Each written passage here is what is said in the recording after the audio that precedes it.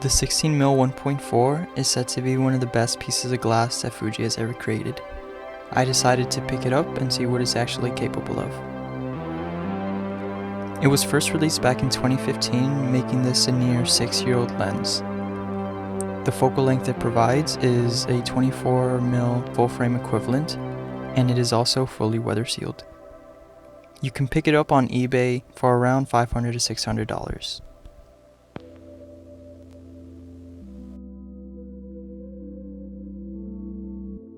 When taking photos, I've had absolutely no issues when it comes to focusing, and I shoot primarily nighttime street photography, and I'm usually always stopped down to 1.4, and there's never been a point where I miss focus on a shot or my image comes out looking soft, and I think that says a lot about the capability of this lens, and I can always trust it to really nail the shot. Now when it comes to video, I'm currently using autofocus right now, and for the most part it's tracking my eye and face pretty well. I like to use manual focus. Luckily the smooth focus ring on this camera is a joy to use and makes it super easy and enjoyable to manual focus with it. This lens has the optics and quality to really be used in any scenario. Now, for some people, they don't like to use a wide lens for portraiture, and in some cases it's not the right lens to do so, but given that it is a 1.4, you do get a really nice shallow depth of field. I haven't used it in a professional portrait case, but I do know that I can trust this lens to deliver. The close focusing distance of this lens is 5 to 6 inches. Now, that's really close, and you can definitely use this lens for macro photography. It's not a macro lens by any means, but if you like to dabble in that field, you can definitely use this lens for that.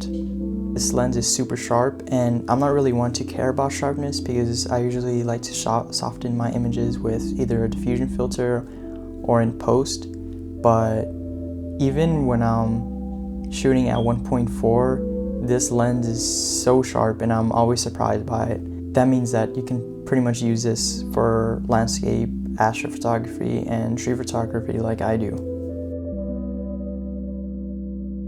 This 24mm equivalent might be a bit challenging to use when taking photos just because there's a lot more in your frame and there's a lot more that you have to look out for.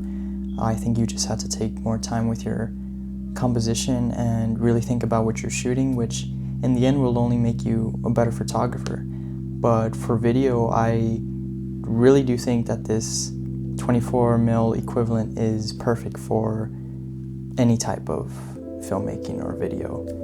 And one of my favorite cinematographers, Emmanuel Lubezki, for a lot of his films, he opts in using a wide-angle lens, and specifically in Tu Mama Tambien, he uses a 25mm equivalent.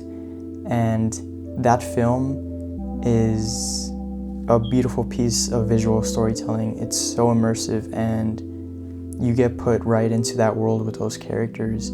If you haven't seen it, I highly suggest you check it out.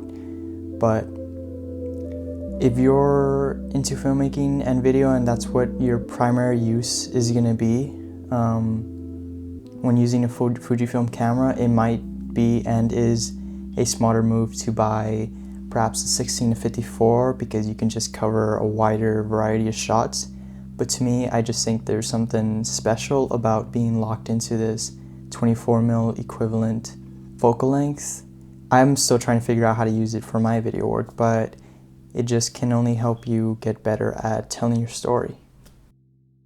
I think the best way for you to get a feel of this lens and the focal length is by looking at actual footage and photos, so I put a combination of the two together for you to take a look at.